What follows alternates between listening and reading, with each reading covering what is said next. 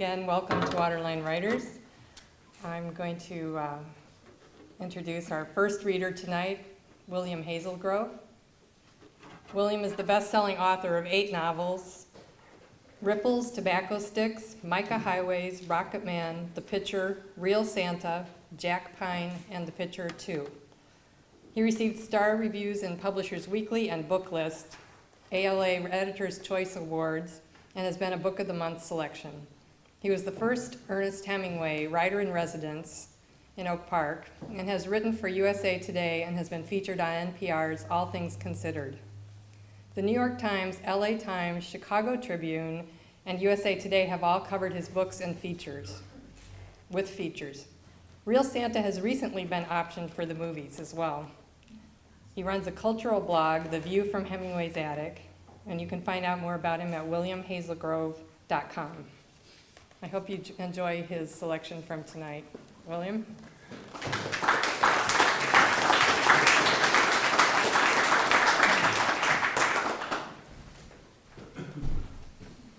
Okay.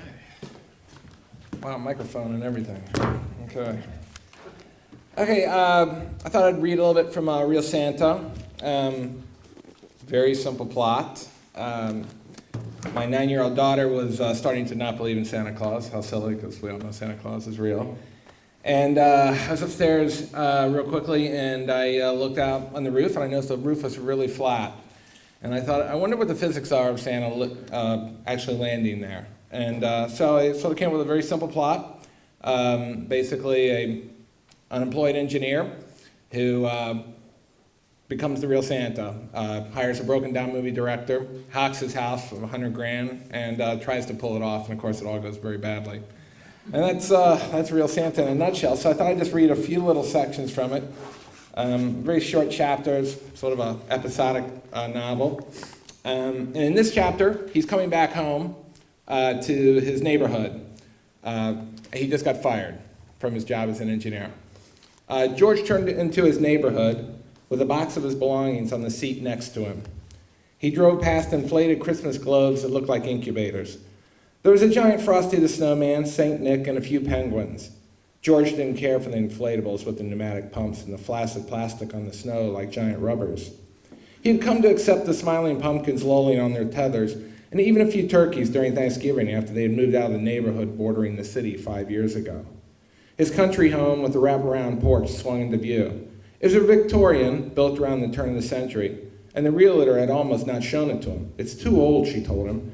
George reminded her they were moving from Park Ridge, a community of old homes, and she had stubbed her cigarette and shrugged, "It's your nickel." George slowed to look at the lights. 2 weeks ago, he had lined the entire roofline with fat Christmas bulbs like his dad used to do when he was a kid. Most people in the neighborhood had their homes professionally decorated, but George took pride in the multicolored lights running up to the peak, the icicle lights bordering his porch, the swirled twinkles around his pines. He put a wreath on every window and an electric candle in the center. His house was Christmas, and he felt the hurt of the day subside. George breathed deeply. He loved the Christmas rituals. They had to buy their tree right after Thanksgiving and decorate it that weekend, complete with the old G-gauge Lionel train from when he was a kid. Then over the next 3 weeks, they would go down to Chicago and see the windows at Macy's and then Santa. After that, they went ice skating on Michigan Avenue or had lunch at the Walnut Room on top of Macy's. At some point, they would go see the big tree at the State of Illinois Center and catch Scrooge at the Goodman Theater or watch It's a Wonderful Life on the big screen at the Music Box Theater on the north side with the sing-along Santa Claus. Then they would catch the lights at the Lincoln Park Zoo and have a Christmas Eve dinner of fondue with chocolate. During all of this, George made sure they watched the prerequisite Christmas movies, Miracle on 34th Street, the old version, non-colorized, White Christmas, Holiday Inn, Christmas in Connecticut, Scrooge, 1941 version with Alistair Sim, then the newer editions, Elf, National Lampoon's Christmas Vacation, and then the final movie, his all-time favorite, A Christmas Story. George loved Christmas because it was the only time he felt like a kid again. The rest of the year, he felt like an overburdened adult, getting older with each passing year. But at Christmas, he was young again. George turned from his house to find a Panzer cannon pointed at him. The cannon wobbled slightly in the wind and bobbed up and down, then continued its sweep in the neighborhood. He watched George's slanty inflatable warn all comers at Christmas would be brought in with a Panzer. It was an inflatable that made you wonder about the man. Why would anyone purchase a tank with a turret that rotated and flashed Merry Christmas when it shot you? He and George were neighbors in the classic Midwestern sense. They waved and talked occasionally. They'd found little to connect on after mowers and rakes and grass seed. The inflatable Christmas tank made its debut the year before, and George had vowed to take it down. He had purchased a Daisy BB gun, the same kind in the movie A Christmas Story, and one night, after Mary and Megan were snug in their bed, he slipped out the back door and snuck down to the 3 pines in the front yard. From there, George could see the tank very clearly. The night was bitter cold, and the electric pump worked to keep the tank inflated and turning on its axis. The turret wobbled and jolted along as George lay down in the snow like a GI in the Battle of the Bulge and extended his BB gun out of the pines. He watched as the turret rotated around and pointed directly at his house. Sometimes it got stuck and bumped up and down as if taunting George. George cocked his gun and lowered his eye to the sight. He aimed dead center at the tank and squeezed the trigger and heard the soft thunk of the BB. The tank continued on its merry rotation, flashing Merry Christmas with each shot. George listened and heard no hiss of pressurized air. He cocked his rifle again and aimed at the center of the tank, the soft thud of the BB hitting the polyurethane again. He then stood like John Wayne with a Winchester and began to unload a volley of BBs, trying to find a weak spot where the inflatable might give way. But the cold had turned the plastic into a tank, rendering the BBs as harmless as summer gnats.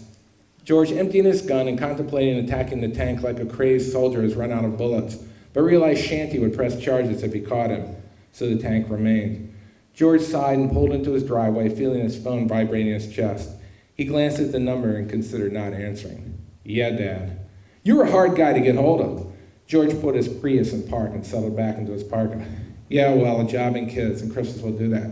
Kids? I thought you only had one kid. Well, I do have another family. Oh, well, I don't count them. That's great, Dad. How's the job? George paused. Not so good. I got fired today. Jesus, fired. You got fired before Christmas. How the hell did you manage that?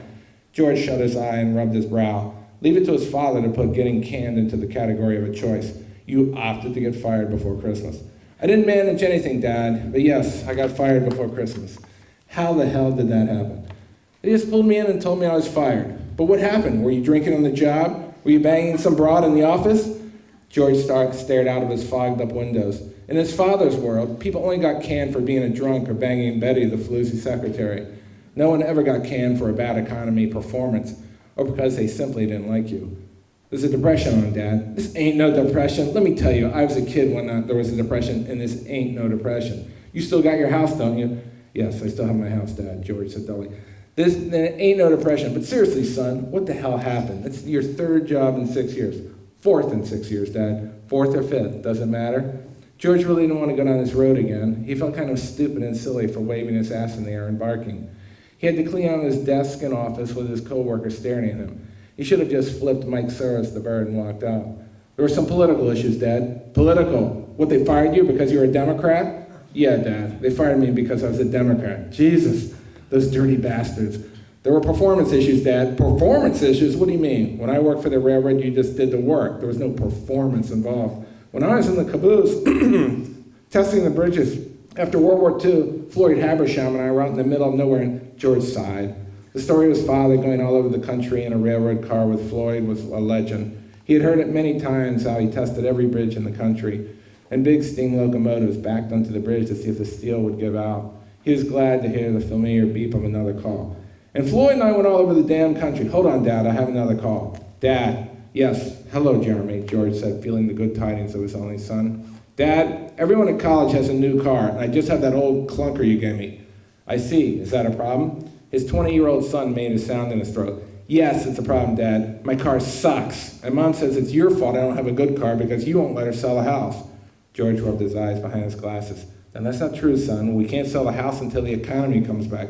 Mom says you're a liar, that you live in a big house in the country while we're in a box.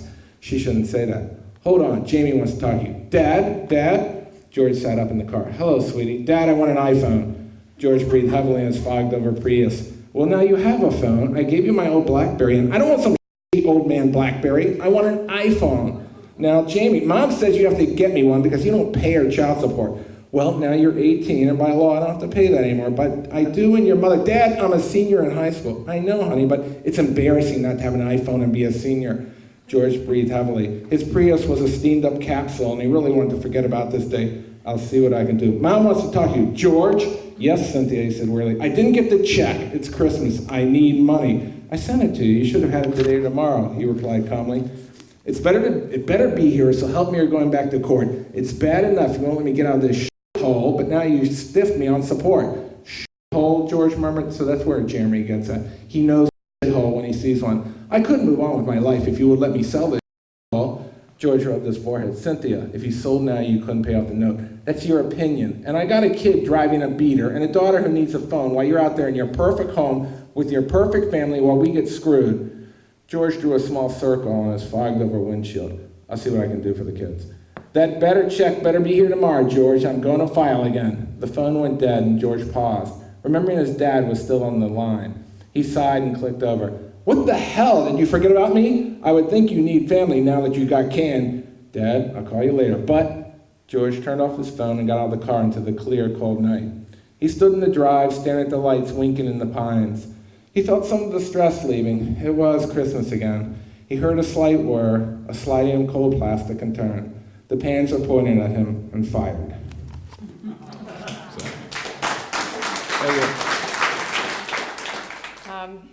Next, we're going to see a video of Mary T. Wagner, who has read with us in the past and couldn't be here today because she's moved further north in Wisconsin and wasn't able to make it to read, but I wanted this piece to be included in tonight's reading. So Mary Wagner is a former newspaper and magazine journalist.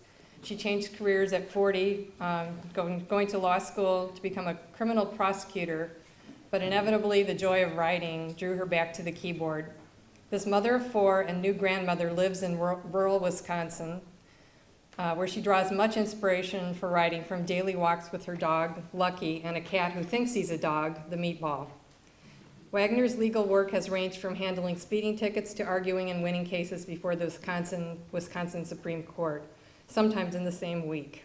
Life experiences include the defining watershed of motherhood and stints as a Girl Scout leader, truck stop waitress, office temp, judicial clerk, and radio talk show host. She counts wearing spike heels and learning to use cordless drills and chainsaws among her late-blooming discoveries, and would be hard-pressed to surrender either. Tonight's reading is from When the Shoe Fits, Essays of Love, Life, and Second Chances, which you can find on Amazon or you can find it for more information at marytwagner.com. Hello again, Waterline writers. This is Mary Wagner, and I'd like to thank you so very much for the invitation to read at your Christmas holiday show. I couldn't manage to make it here in person this time, and so I'm going to read The Tale of the Christmas Axes on video, and I so wish I could be there again in your beautiful art gallery. This essay is the true story of what happened during traditional holiday baking in the first Christmas after my divorce. My college-age kids came home from school. I handed them the mixing bowl, and they decided to make history. This piece also happens to be the very first essay I ever wrote when I started blogging a few years ago. I had been a journalist for a long time, and then I went to law school. And a few years after that, some friends who knew how much I had missed creative writing pushed me into starting a blog. I called it Running with Stilettos. And this is what came out. You'll find it printed in my very first essay collection called Running with Stilettos. You'll also find it in my best of collection, which is called When the Shoe Fits. I published this last year. And so without further ado, here we go. The Tale of the Christmas Axes. Martha Stewart, stop reading right now. I cannot be held responsible for the stroke that will surely follow if you found out about Christmas at my house or that of my friend Barb's. It's all about what happens when you relinquish the reins of control, and in the end you laugh a lot harder, but it doesn't sell many magazines. Barb and I could be templates for that tired stereotype, women who do too much. That's not because we're perfect, but because we're both coming from behind. Barb still has some recuperation issues from back and neck surgery a few years ago. They slow her down from time to time. And after a riding accident 20 years ago, I still run out of steam and the ability to keep standing on a long day faster than I used to. This doesn't keep either of us from pulling out all of the stops during the holidays. I know Barb's usual standard for holiday decorating. It's warm and inviting and really pretty. Her tree is about 12 feet tall. Mine, well, not so much. But I do have my moments. This time, I had 3 of my 4 children coming home from college or beyond right before Christmas, and I wanted the short time they could all spend together to be as cozy as a Norman Rockwell picture turned into a Hallmark television movie. There was a wreath on the door, and a 9-foot Christmas tree with dozens of glass-blown and hand-embroidered ornaments strung with strings of red wooden cranberries. It was festooned with a virtual aviary of ceramic birds and other woodland creatures. There was a homemade pumpkin pie, homemade banana muffins, homemade Christmas cookies in 4 varieties, needlepoint stockings hung by the chimney with care. I couldn't locate the creche for the 2nd year running, but I found the stuffed moose that sang Grandma Got Run Over by a Reindeer, and I put fresh batteries in him before they got home. Somebody sat on it as if on cue, and the moose started to sing. There was 60 pounds of fresh firewood in the wrought iron stand next to the fireplace, along with a basket of fat wood to start the fire in a hurry. There was fresh coffee in the pot, and whipped cream to go on the hot chocolate. Oh, and did I mention that this was the first Christmas after the divorce? The high point for traditional Christmas fun has always been rolling out and decorating the butter cookies, and this year was no exception. The kids set to the task almost as soon as Michael, a college freshman, walked in the door and dumped his gear. By the time he arrived, it was late afternoon, and I was absolutely done in after days of shopping and wrapping and baking. And I also had to fit in 2 days of working on a last-minute felony drug trial. So, I poured myself a glass of wine. I pulled the bowl of cookie cutters and the mixer down from the top shelf of the cabinet, and I handed off the rolling pin to the younger generation. "Knock yourselves out," I said, and I sat down on the sofa of the living room to read the paper as flames danced happily in the hearth. The kitchen was a beehive of happy noise and activity, and I enjoyed the energy from a distance. As soon as the last batch of cookies was finished and cooling, we had dinner and ripped into our presents. Then the kids left to open gifts at their dad's, and I finally began to take inventory of what they'd left behind. It looked like a holiday bomb had gone off. Every open surface in the kitchen was covered with flour, or gingerbread crumbs, or frosting, or all 3. There were red sugar crystals, green sugar crystals, candy hearts, candy sprinkles, and candy flowers. Discarded coffee cups and wine glasses were everywhere. Cookies were everywhere too, and as I started to gently slide them off the cookie sheets to store them, I laughed out loud.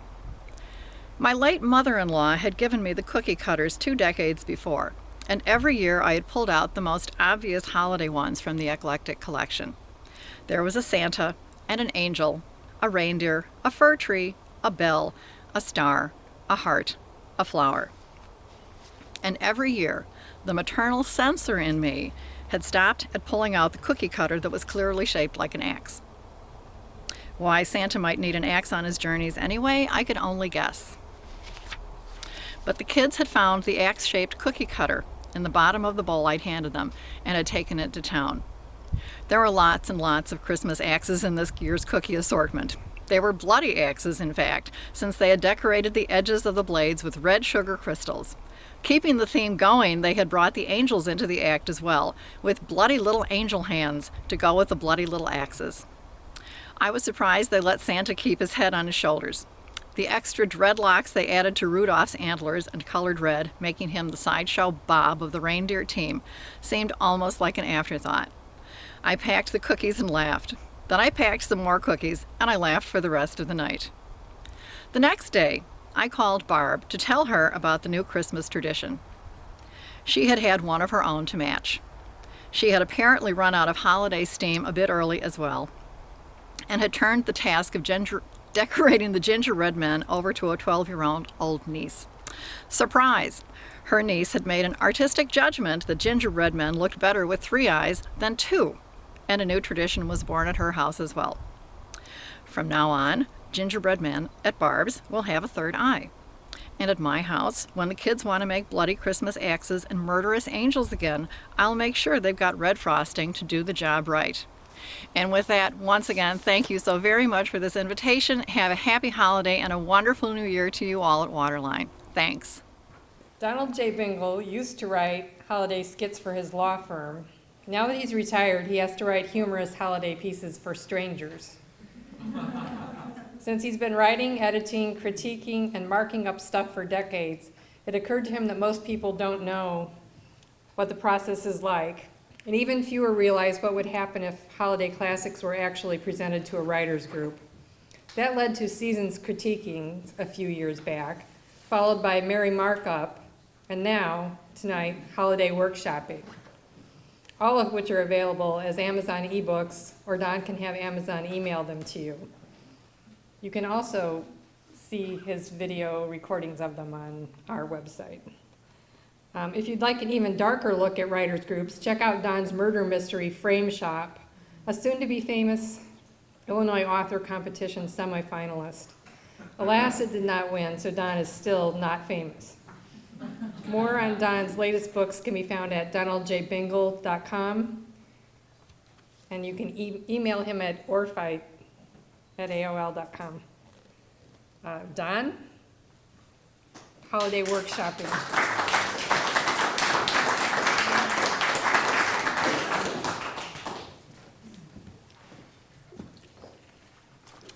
So this is the third in the Christmas Carol Critique Collection, Holiday Workshopping. Dear still aspiring author, we here at Writers Group Critique Service are surprised that, given our past differences and your surly and litigious nature, you have submitted yet another piece of holiday poetry for our review and comment. However, if we were to reject all writers who react poorly to editing by their peers, I fear we would have no customers at all. Please be advised that when your submission was received, the staff drew straws to determine who would critique your latest work. I drew the short straw. So there's nothing personal about the fact that I am, once again, your reviewer. Also, please be advised that I have an attorney on retainer and habitually carry a can of mace. I see you have decided to move away from children's stories to more adult fare for your latest effort because, well, Christmas is all about the adults, isn't it? Let us begin with the same excited wonderment that Dad always had when confronting the presents under the tree at the crack of dawn after staying up all night assembling a G.I. Joe fortress, dirt not included, and spray painting Santa's boot prints coming out from the fireplace in what ended up to be India ink rather than food coloring. We'll also skip straight past the title, since you've never taken any of my suggestions on that score in any event, and get right down to the nitty-gritty of the text, like a child ripping off the stylishly decorative wrapping paper to get at the presents inside. That was a simile, by the way. I'm pretty sure you've never heard of them, but they can be useful. Metaphors, too, not to mention plot, character development, and narrative tension, as well as a large capacity trash bin. But I'm getting ahead of myself. Oh, the weather outside is frightful. I'm sorry, but this is a terrible first line in so many ways. First, you begin with the word oh, which unless it is immediately followed by Clahoma or say can you see, sets up the reader to expect the letters MG in short order. Second, the word frightful is more apt for Halloween than Christmas. I know all the stores have decorations for both holidays out at the same time, but you really shouldn't confuse the two. Most importantly, however, the sentence is a classic instance of telling, not showing. You say the weather is frightful, but we have no idea why because there are no details given. Is it hailing? Is there a Class 4 hurricane? Are we once again assailed by killer fog? Try something more specific and descriptive, like, it was a dark and stormy night.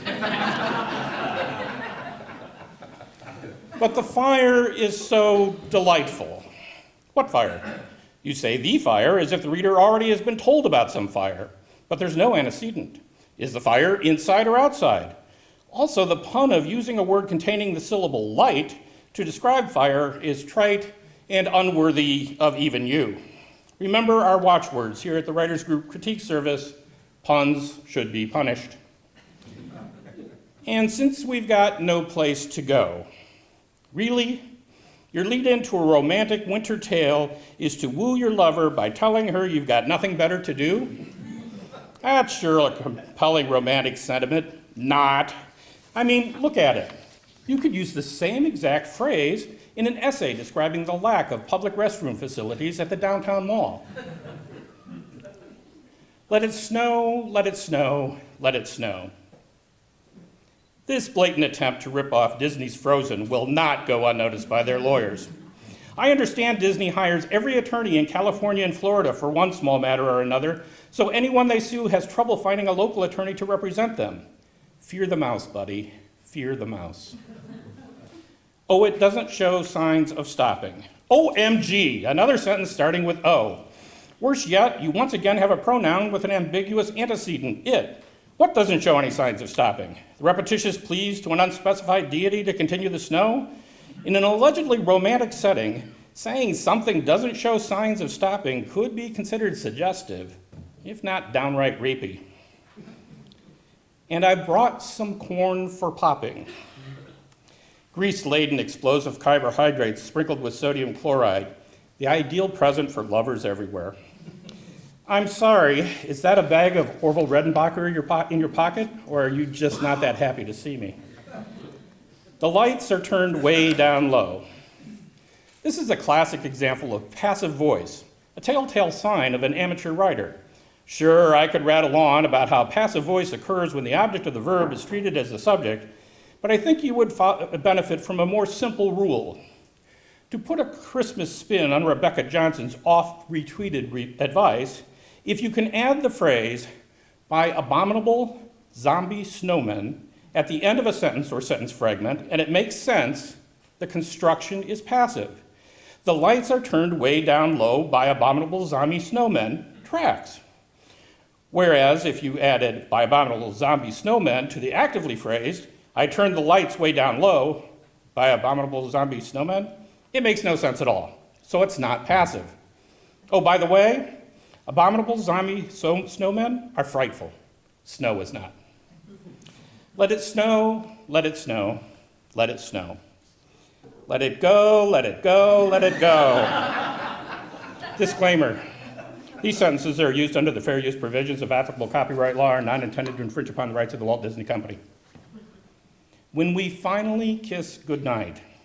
Confident bastard, isn't he? And of course, there's nothing like swapping spit after you've been munching on butter substitute-laden popcorn. Could you get that kernel out from between my bicuspids while you're there? How I'll hate going out in the snow. Does this even make sense? If she'd given him a firm handshake instead of a kiss, would he have loved going out in the snow? I don't think so. I just don't see the causal connection, unless perhaps he means that after kissing, he'll hate going out in the frigid weather without reapplying his cherry chapstick. But if you really hold me tight, all the way home, I'll be warm. This sentence is both subjunctive and subjective, meaning it is divorced from reality and unclear, much like the Second Amendment. And really, what does really, really add to this sentence? Imagine for a moment what the mind pictures when it reads the word really. Nothing, not even a white bear in a snowstorm. Lastly, I hope the word me in this sentence isn't a euphemism for the narrator's Redenbacher. The fire is slowly dying. I've got to give you credit here. In 5 words, you have managed the amateur writer's trifecta: the verb to be, an adverb, and telling, not showing. Your mother would be so proud. And my dear, we're still goodbying. Goodbying? Look, when you're Edgar Allan Poe, you can make up words. Tintinnabulation of the bells, now that's a word worth making up. Goodbying in a holiday missive sounds like something that would be said in a Kmart commercial about layaways during a Christmas sale that predates Halloween. Now that's frightful. But as long as you love me so, let it snow, let it snow, let it snow. Well, someone's getting a snow job here because this ending is completely unsatisfying and ambiguous. If the narrator is leaving despite her love, why does he want it to snow? If he's staying, why are they, I hesitate to say it, goodbying? The narrator of this romantic winter cozy is flakier than a snowstorm. Worse yet, the song never even says that a woman is present, preferring to use second-person pronouns and possessives like you and your, and endearments like my dear. Where exactly is this snowstorm? Brokeback Mountain? We here at Writers Critique Service have no prejudices against any gender, religion, ethnicity, or sexual orientation. Hell, we even do business with writers of science fiction. But this piece is so lacking in specificity, it fails as a classic love story, a warm holiday tale, or a homoerotic action thriller. Perhaps you could sell it to Orville Redenbacher for use in advertising, assuming, of course, they are willing to license appropriate rights from Disney. Yours truly, I'm a Hack, Senior Critique Specialist, Writers Group Critique Service. Next up, we have Jennifer DuBose. Jennifer DuBose's Kane County Chronicle Tales from the Motherhood column was just awarded first place for best column by the Northern Illinois Newspaper Association. Her Chicago Parent magazine, Parenting Isn't for Sissies column, which ran from 2007 to 2012, won a Bronze Award from Parenting Publications of America. She's authored picture books and is a member of the Society of Children's Book Writers and Illustrators, a licensed marriage and family therapist, and volunteer for Fox Valley Hospice, which has recently changed its name to Fox Valley Hands of Hope. She enjoys helping others make meaning out of their own stories, and believes that when people from different walks of life are given safe opportunities to hear each other's stories, prejudice, intolerance, and the likelihood of violence are diminished. Jennifer recently founded a local chapter of the Denmark-based Human Library. There are 70 human libraries worldwide in different countries, and they are modeled after traditional libraries, but in a human library, the books are people, and reading is a conversation between different people. So if you like Human Library of the Fox Valley on Facebook, you'll be able to find out more information about it, and there will be a website coming soon. You can also email her at jennifer@humanlibraryofthefoxvalley.org. Jennifer DuBose.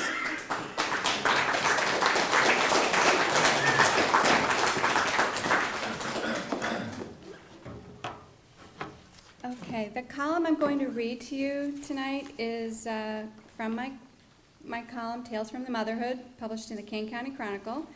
This one was published Friday, October 9th. Actually, it's published on Saturdays, but they show up on Fridays, so it's hard to know what to say about it. So the references to time in this column might be a little confusing. I'm just going to read it as it was published. Okay? The title is Our Children and the Need for Safe Schools. After the latest mass shooting last week on an Oregon campus, my strapping, powerlifting son commented, "I can't wait to graduate and get through college so I don't have to worry about this." I mumbled something I hoped was at least vaguely reassuring as he slipped through the back door on his way to the gym. But in my heart, "Go with God, my love," I prayed. I wish it was enough.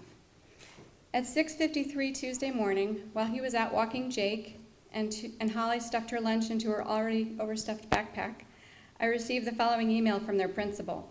The subject line read, "Important message for parents," which got my attention. Last night, the Batavia Police Department received information about a possible threat to Batavia High School. The Batavia Police investigated and determined there is no danger to Batavia High School staff or students. Unfortunately, a number of text messages were sent with false information.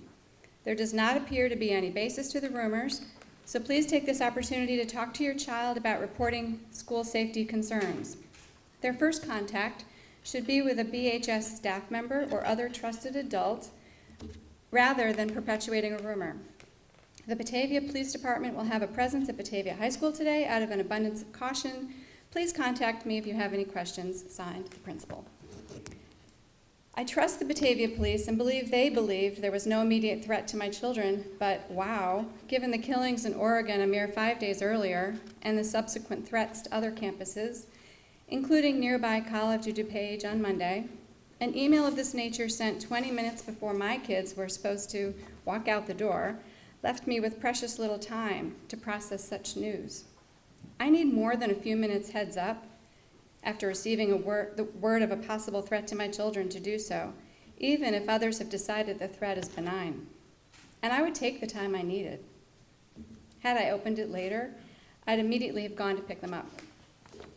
And that would have been miserable for them. Oh. Can't even imagine. Guys, I said after Noah and Jake returned, I just got an email from the school. And, well, no school today for you two. I read the email out loud and explained that school was open, but they'd stay home while I learned more. Holly expressed concerns about missing a test review session, as Jake, who'd been lapping up water like a champ, walked over and puked under her chair. I think he was picking up on the vibe in the room, it's just my theory. I watched, numb, as the swiftly spreading lake of water threatened her backpack. You should be glad about missing school, Noah said as we mopped up the mess. It's not worth it. He was psyched to be staying home, of course. Officials contend the alleged threat was merely a rumor, but rumor or not, the fact that kids are talking about the potential of a shooting at their school doesn't surprise me. It's human nature. After all, there have been an astounding 142 school shootings since 26 were gunned down at Sandy Hook Elementary in December of 2012. 142. All I can say is that we got an anonymous report, said Batavia Police Sergeant Sean Mazza when I interviewed him by phone Tuesday morning. By the time a rumor makes its way to social media, it's hard to track, but kids' safety comes first. This investigation was ongoing throughout the night, and we are comfortable there's no credible threat. Mazza stressed the importance of kids immediately alerting adults whenever they hear of possible threats, even potentially fabricated ones, even if they think others may already have. I agreed, but adults can do better too. Salon News contributor Melissa Duclos said it best in a recent piece titled, "An Oregon Teacher's Letter to Lawmakers." She said, "We don't need your prayers, we need your courage." I could tell them, her students, that your thoughts and prayers are with us, Duclos writes. But I will tell them the truth. They have to be prepared to hide out of the line of fire because you, our lawmakers, haven't done your jobs. I will tell them that their rights to attend school without fear of facing senseless slaughter by machine gunfire are not important to you. That we must be prepared to fight tooth and nail, stapler and whiteboard marker, because you refuse to fight the gun lobby in this country. Sing it, sister. But here's the rub. If those soulless legislators who pander to the NRA continue on their reckless path, we'll have only ourselves to blame. Because who hired them to go to Washington in the first place? We did. Keep voting for those who accept cash from the NRA to finance their campaigns, and they'll keep representing the NRA's interests, not our children's. And our children will be forced to keep practicing lockdown drills. I don't know about yours, but mine are too big to hide in classroom cupboards. There's my son back there, Noah, big strapping boy.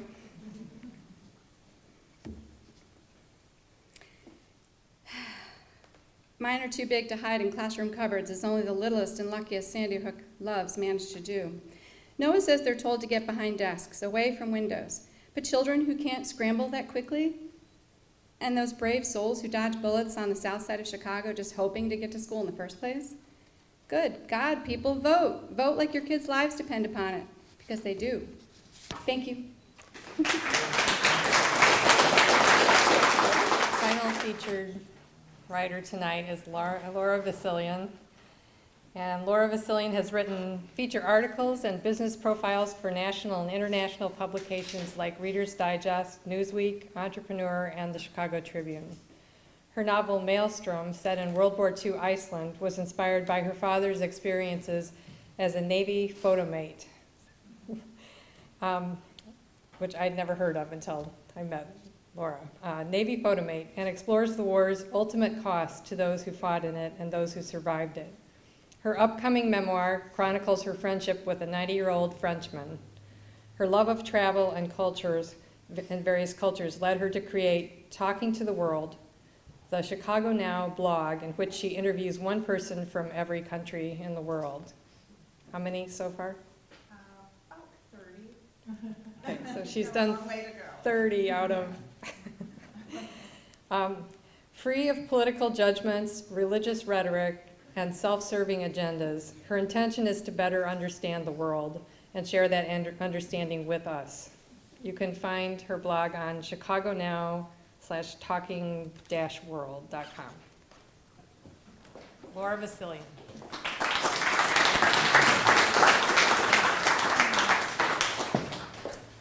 So first I want to say thank you to Anne and to Kevin, because you do so many wonderful things for writers, so thank you for everything you do.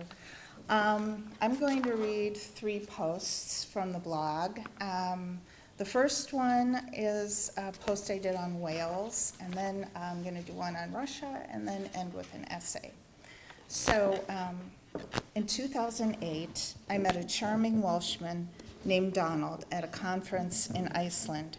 Like my father, Donald was stationed in Iceland during World War II. 2 years after we met, Donald passed away. Donald's son, Ian, agreed to be my Welsh interviewee for the blog. Ian lives in Shepstow, Wales, where he is the director of several companies. I began the interview by asking him to look out a window and describe the scene. I see the first Severn Bridge, a smaller version of the Golden Gate Bridge. Today, NATO helicopters are flying over it, and NATO policemen are stationed on it. President Obama and all the NATO leaders are having a conference 10 miles away. It is very unusual to see armed police here. What is unique about where you live? The 2 rivers separating England and Wales, and the Wye River. Dispel a myth or stereotype about Welsh people. Not all Welsh people are from mining or steelworking families. There are no longer any major mines in Wales and only 3 steelworks. Agriculture, though, has always been a major industry in Wales. Today, Wales is also a high-tech development area. What would you like Americans to understand about Wales? Wales is a very beautiful country made greener by the frequent rain. It also has its own Celtic-based language and a rich cultural heritage of song, music, and poetry, epitomized in the many festivals held all over. What is your opinion of the United States? In 1974, as a 19-year-old student, I answered an advertisement in the Times newspaper. It read, "Is the American child a monster? Find out by becoming a camp counselor." This was the year Nixon was impeached. There was huge turmoil in the country, yet I had a fantastic memory of celebrating July 4th at Camp Shahola in the Poconos. There was such optimism in the people I was with in that post-Vietnam but Watergate era.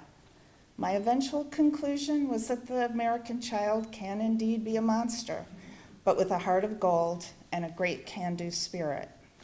Overall, my opinion of the United States is that it is a very misunderstood country, but a land of huge opportunity where immigrants can become real Americans rather than foreign residents. What is your greatest fear? Peace will be broken by terrorists.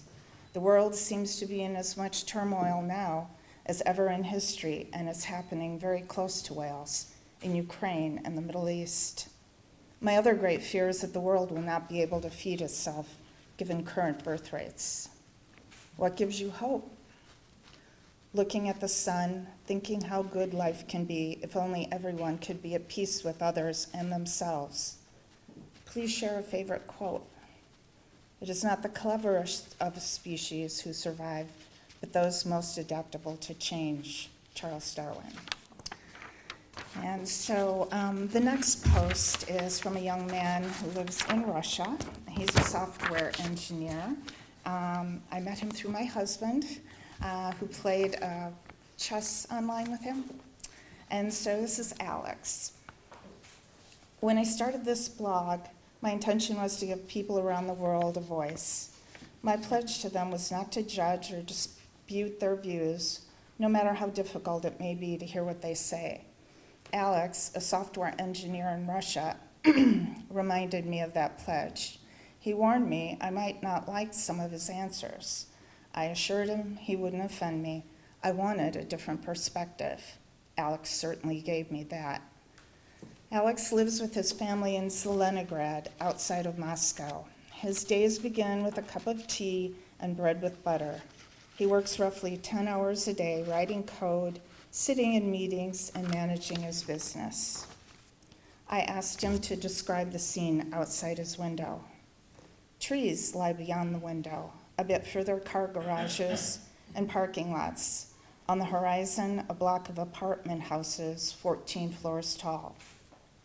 What is the most beautiful thing about Russia? Nature and people. I believe nature influences the character and mood of people. Therefore, I could say that the most beautiful thing is nature.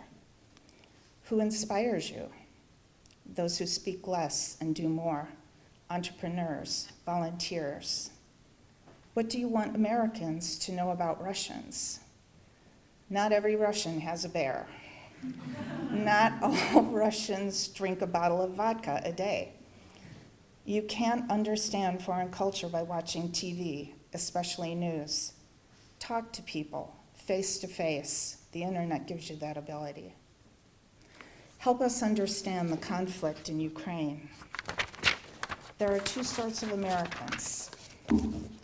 The first sort started the chaos in Ukraine. They clearly understand why people kill each other and how to get profit from it. The thing they don't understand is that not all people easily give up their homes. The second sort are just regular Americans. I doubt many of them can find Ukraine on a map. They are fed the usual bullshit about evil Putin suppressing young democracy. Let's be honest, the US exported democracy to several countries in the last few years. Things there only became worse. Why do people still believe modern TV magic? That magic turns armed foreigners in Syria, backed by the US, into rebels fighting against a totalitarian regime. At the same time, it marks homeland defenders in Ukraine as terrorists. You believe Americans started the Ukraine conflict? Yes. I believe most of them are Americans. I also think the news is biased, and sometimes it lies, not only in the US. What is your opinion of the US? The elite went too far. Their security measures hit all Americans. I don't like US foreign policy. They use force too often. Sooner or later, the US will face a stronger opponent unless they start World War III. What is your greatest fear? From my standpoint, the US currently is interested in starting global conflict. It has started lots of conflicts all around the world and continues to start them. My greatest fear is global war. I don't want my son to live in a post-apocalyptic world or even die. I don't say that all Americans want war, but they are ruled by those to whom God is money. These people don't care about casualties. What gives you hope? Russian fairy tales? Even if something horrible happens, they always have a happy end. So at first, my hope is that the good will defeat evil. There are many smart people everywhere. The internet helps to spread information very fast. I hope that intellect will save us from stupid and terrible things. And then the last piece is I wrote right after the San Bernardino shootings, and it's just a personal essay. And I call it Peace for the World and the Orphan of San Bernardino. In California, a 6-month-old baby girl cries for her parents, waits for a mother and father who will never come. She is a victim of the San Bernardino, California mass shootings, an orphan of her parents' violence, an innocent whose only crime was being born to a disturbed, hate-driven couple, parents who abandoned their infant daughter in order to wage war on 31 innocent people at an office holiday party. On a sunny California day, they lost the final battle in a street shootout with police and FBI agents. What they left behind were many unanswered questions and a dark family history for their infant daughter to sort out one day. Pity the person who will share that history with her when she gets older. Try to help her make sense of it, if that's possible. Maybe, though, she'll be lucky.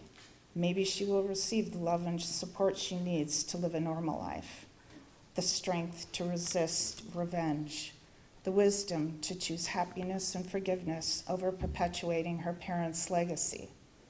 That, I believe, is where it starts, where it must start if we are to stem the flow of violence around the world, lose our appetite for killing. Right now, the orphan child is an unfulfilled promise. She's like any other child anywhere in the world, an innocent who deserves what everyone deserves, a set of loving parents, birthday parties, friends, peace. Thank you.